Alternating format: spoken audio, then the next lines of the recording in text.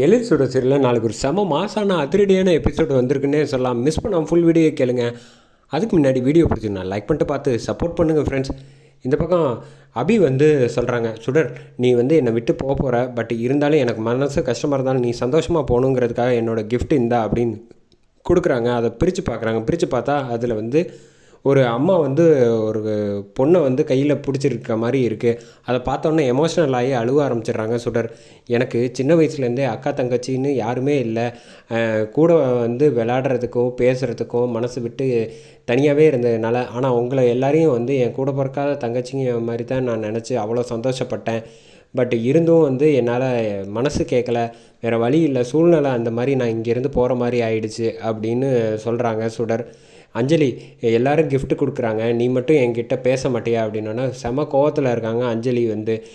நீ நான் வீட்டை விட்டு போகிறதுக்குள்ளே என்கிட்ட பேசுவேன்னு நான் நம்பிடுறேன் அப்படின்னு சொல்லிட்டு இந்த பக்கம் வந்து வெளில வராங்க. வெளில வந்தோடனே மனோகரி வந்து சொடக்கு போட்டு வந்து சுடரை வந்து கூப்பிட்றாங்க. என்ன கூடி சீக்கிரம் நான் சொன்ன மாதிரியே செஞ்சேன்னா உன்னை வீட்டை விட்டு போக வச்சேன்னா அப்படின்னு சொல்கிறப்ப, இல்லை உங்ககிட்ட எனக்கு வந்து வேண்டியது ஒன்றே ஒன்று தான் அப்படின்னு, என்ன அப்படின்னு கேட்குறாங்க.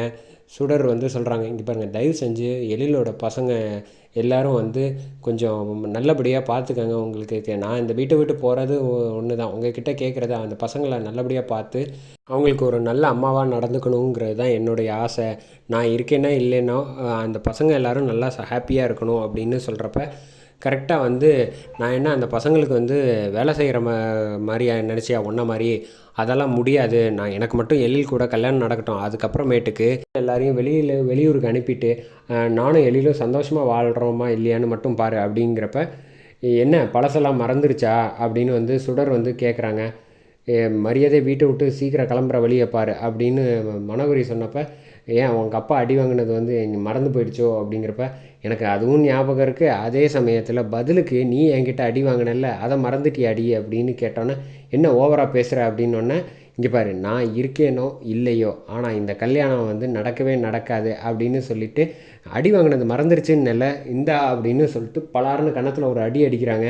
என்ன மறுபடியும் அடிக்கிறேன்னு பார்த்தியா, நீ பழசெல்லாம் மறந்துடக்கூடாதுல்ல, அதுக்காக தான் ஒரு சின்னதாக ஒரு சாம்பிள் அப்படின்னு சொல்லிட்டு மறுபடியும் சுடர் வந்து செம மாசாக பேசுகிறாங்க. இங்கே பாரு, நான் இந்த வீட்டில் இருந்தாலும் சரி இல்லைனாலும் சரி உன் கல்யாணம் வந்து நடக்கவே நடக்காது அப்படின்னு சொல்லிட்டு மறுபடியும் கையை ஓங்குறாங்க சுடர். என்னன்னு பயப்படுறாங்க. என்ன பயம் இருக்கா, அந்த பயம் விட்டு போயிடக்கூடாதுங்கிறதுக்காக சும்மா உனக்கு ஒரு ட்ரெய்லர் காமிச்சேன் அப்படின்னு மாஸ்க் கட்டிட்டு அங்கேருந்து போகிறாங்க. அந்த வேகத்துக்கு வந்து இங்கே இந்து வீட்டுக்கு வந்துடுறாங்க. வந்தோன்னே வந்து செம கோவத்தில் இருக்காங்க சுடர். ஏன் இப்படி மூஞ்சி வந்து கோவமாக வச்சுக்கிட்டு இருக்க அப்படின்னா, பின்ன என்ன, எனக்கு இந்த வீட்டில் வந்து வீட்டை விட்டு போக துளி கூட இஷ்டம் கிடையாது. முன்னாடி வந்து ஃபாரின் போகணுங்கிறது என்னோடய வாழ்நாள் ஆசை. ஆனால் கடைசியில் எழில் சாரை விட்டு பசங்களை விட்டுட்டும் எனக்கு போகவே மனசு இல்லை. அது மட்டும் இல்லாமல் கனகவள்ளி அவ்வளோ அன்பாக வந்து என்னை கனகவள்ளி பாட்டி பார்த்துக்கிறாங்க, எனக்கு வந்து அவங்கள விட்டு பிரிய மனசே இல்லை அப்படின்னோடனே, இவ்வளோ தூரம் சொல்கிறல்ல, அப்புறம் நீ ஏன் போகணும்னு நினைக்கிற, போகாத அப்படின்னா, நான் போகக்கூடாதுன்னு தான் நினைக்கிறேன். ஆனால் எழில் சார் வந்து கொஞ்சம் கூட வந்து என்னோடய வந்து கஷ்டம் எல்லாம் தெரிஞ்சிருந்தும் டிக்கெட்டை எடுத்துகிட்டு வந்து கொடுக்குறாருன்னா என்ன அர்த்தம், மனோகரிக்காக என்னை வீட்டை விட்டு போகணுன்னு சொல்கிறாருல, அப்படி தானே அர்த்தம் அப்படிங்கிறப்ப, கரெக்டு சொல்கிறார், நீ சொல்கிறது சரி தான், அவர் வந்து அப்பப்போ வந்து முடிவு எடுக்கிறது எல்லாமே தப்பு தப்பாக எடுக்கிறாருன்னு எழில வந்து மாறி மாறி கண்ணா பண்ணான்னு ரெண்டு பேரும் சேர்ந்து திட்டிகிட்டு இருக்காங்க. உடனே வந்து தீபா வந்து சொல்கிறாங்க, ஏன் இப்படி வந்து ரெண்டு பேரும் திட்டிகிட்டு இருக்கீங்க எழில, கொஞ்சம் நேரம் அமைதியாக இருங்க அப்படின்னா, பின்ன சுடர் வந்து சொல்கிறாங்க, நான் வந்து அவங்கள விட்டு போகக்கூடாதுன்னு நினைக்கிறத விட எனக்கு அந்த மனோகரி கல்யாணம் பண்ணிக்கிறாள்ல அதுதான் வந்து எப்படியாவது தடுத்து நிப்பாட்டணும், அவங்களுக்கு வந்து நல்ல படியாக வந்து ஒரு கேர்டேக்கரோ இல்லை நல்ல பொண்ணை பார்த்து கல்யாணம் பண்ணி வைக்கணும் அப்படிங்கிறப்ப கரெக்டாக வந்து இந்து சொல்கிறாங்க, இதா சாக்கில் நைஸாக சொல்லுவோம் அப்படின்னு சொல்லிட்டு, ஒன்றை மாதிரி வந்து ஒருத்தி தான் வந்து பசங்களுக்கு அம்மாவாக வரணும், அப்போ தான் வந்து நல்லா கவனமாக பார்த்துப்பாங்க அப்படின்னு சொல்லிகிட்டு இருக்காங்க. அதை வந்து கரெக்டு அப்படிங்கிற மாதிரி சுடர் வந்து சொல்ல வராங்க. எனக்கு ஒரு யோசனை தோணுதுக்கா அப்படின்னோடனே, என்ன பேசாமல் நீங்களே வந்து பசங்களுக்கு வந்து கேர்டேக்கராக போயிடுங்களேன் அப்படின்னு சொன்னோன்னே, என்ன சொல்கிற நீ, நான்லாம் போக முடியாது அப்படிங்கிறப்ப இங்கே தீபா வந்து, இது நமக்கே தெரியாத வேறு லெவல் ட்விஸ்ட்டாக இருக்கே அப்படிங்கிறப்ப, நான் எப்படி போகிறது அப்படின்னு யோசிச்சுக்கிட்டு இருக்காங்க. நான் வந்து ஆக்சுவலாக உங்களை வந்து கேர்டேக்கராக போகக்கூடாதுன்னு தான் நான் நினைக்கிறேன். உங்களுக்கு மட்டும் கல்யாணம் ஆகாமல் இருந்துச்சுன்னு வச்சுக்கோங்களேன், எழில் சாருக்கு வந்து உங்களை வந்து கல்யாணம் பண்ணி வச்சுருப்பேன் இந்நேரத்துக்கு அப்படின்னோடனே, என்ன சொல்கிற நீ அப்படின்னு, இல்லை அக்கா என் மனசில் பட்டுச்சுன்னு வைங்களேன், எழில் ஏற்ற ஜோடி நீங்கள் தான். பட் என்ன பண்ணுறது, உங்களுக்கு கல்யாணம் ஆகி இன்னொரு குடும்பம் இருக்கிறனால என்னால் எதுவும் சொல்ல முடியாமல் போகுது. ஆனால் நீங்கள் கேர்டேக்கராக போகலாம்ல அப்படின்னோன்னே, இல்லை அதெல்லாம் எனக்கு சரியாக வராது. என் பசங்களை விட்டுட்டு நான் வந்து அவங்கள வந்து கேர்டேக்கர் பண்ணிக்கிறதெல்லாம் வந்து ரொம்ப கஷ்டம். 2 குடும்பத்தையும் வந்து எப்படி நான் வந்து இங்கே மாறி அங்கே மாறி என் பசங்க கஷ்டப்பட மாட்டாங்களா அப்படிங்கிறப்ப, அதுவும் கரெக்டு தான் அப்படின்னு வந்து சொல்லிக்கிறாங்க. சொல்லி முடிச்சுட்டு இந்த பக்கம் சரி நான் கிளம்புறேன் அப்படின்னு சொல்லிட்டு கிளம்பி போகிறாங்க.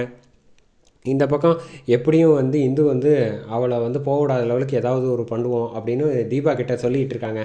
அந்த சமயத்தில் கரெக்டாக வந்து சுடர் ஊருக்கு கிளம்பலான்னு கிளம்புறப்ப எழில்கிட்ட வந்து சொல்கிறாங்க, சார் நான் கிளம்புறேன் அப்படிங்கிறப்ப எனக்கு நீ போகிறது வந்து மனசு கேட்கல, பட் இருந்தாலும் என்ன பண்ணுறது, பார்த்து போயிட்டு வா அப்படின்னு சொல்கிறப்ப வந்து ராமையா கிட்ட வந்து சொல்கிறாங்க, எனக்கு வந்து இந்த குடும்பத்தில் வந்து பாதுகாப்பாக இருக்க போகிறது வந்து நீங்கள் தான்.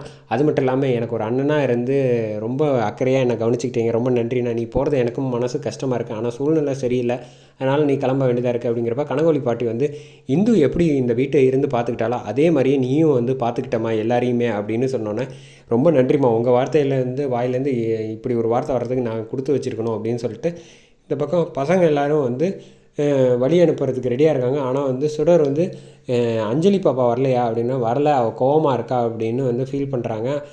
நான் வருவான்னு நினச்சேன், ஆனால் வரமாட்டேங்கிறாளே அப்படின்னு அதோட ஃபீல் பண்ணி எபிசோட